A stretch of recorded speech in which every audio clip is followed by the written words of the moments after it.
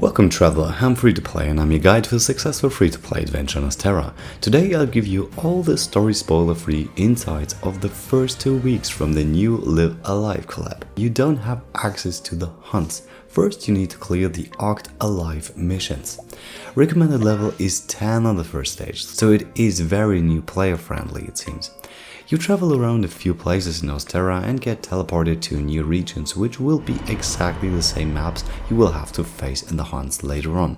The enemies in all those regions are not passing level 60, so there will be a few easy rubies for you, and there is not such a strong enemy waiting as in the new collab, so don't you worry. You have access to the first hunt from beating the first boss in this mission, but you only have access to that one hunt. If you want all of them, you need to go through the whole mission and clear every boss until you have access to every hunt. For a veteran player, the hunts are very easy, so you can just use your regular hunt team, which is not designed to fit the weaknesses displayed. And when you have beaten every one of those brutal LAL bosses, you earn yourself 100 rubies too. Nice! But now comes the real deal.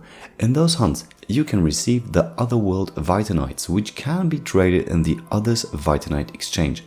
Those resources, which will get you stuff, is randomly distributed between 1 and 20 per chest icon, where I find the lower number to be more common. You can also find those in treasure chests like you did in the Bravely Default hunts. But Bravely Default didn't give out accessories or allies to use, but only one accessory strikes one's interest here. Solomon's Thighbone is a stronger version of Sunight's Mask, Wingate's L4, which has 30 more elemental attack, but the same effect. Apart from that, you can acquire up to 10 Traveler Seals and unlimited amounts of life resources to forge the Cosmic Weapons. As you see, those weapons you can acquire are not limited to one per class, like in the mentioned collab earlier. You can create as many cosmic weapons as you like with those stated effects. The sword gives you 300 HP additional regen.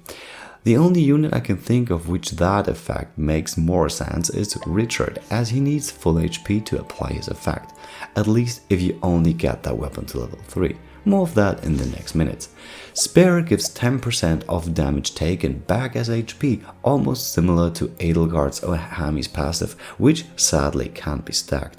So if you don't have Hami assisting you in battle, your tank can withstand even more attacks with that weapon, which is way more impressive than the Bravely Default 20% ailment healing chance. The dagger works like Kurt's A4, but without the limitation of having full HP, which is neat, especially for Canary and Cerisa, who love to inflict enfeebling effects only and do not need any strength at all. You may need other accessories for them, where Kurt's A4 is not working anymore as you don't have enough slots left.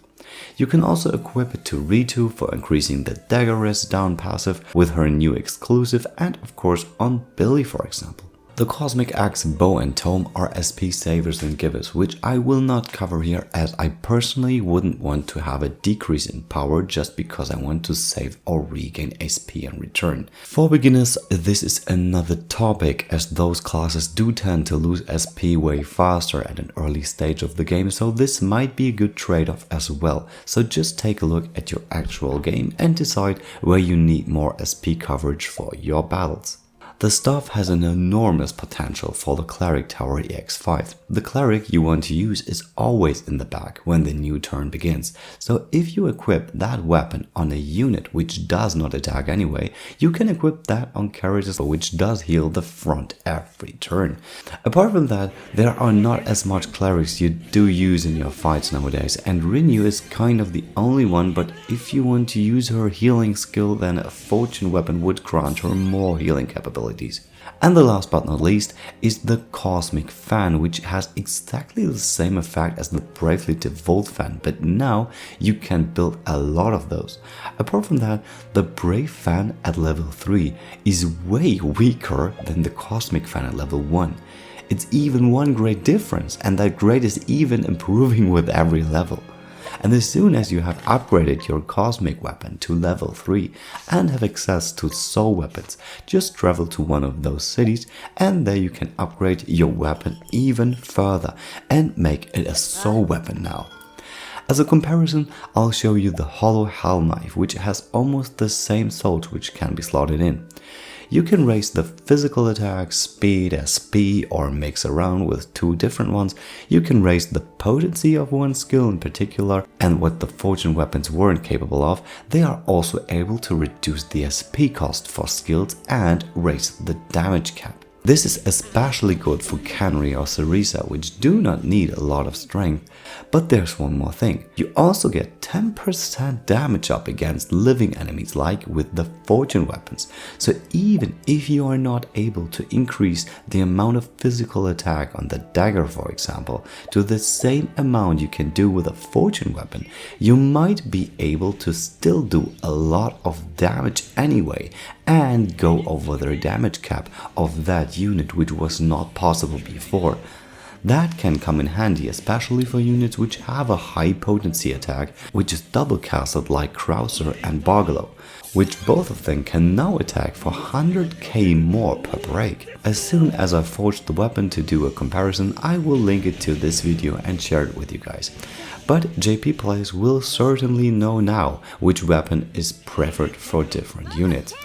My take is that units like Elrica, which can hit really often but don't have an insane potency from the get-go, those can profit more from the 10% against living enemies and the additional 50k damage cap up, which was not available before.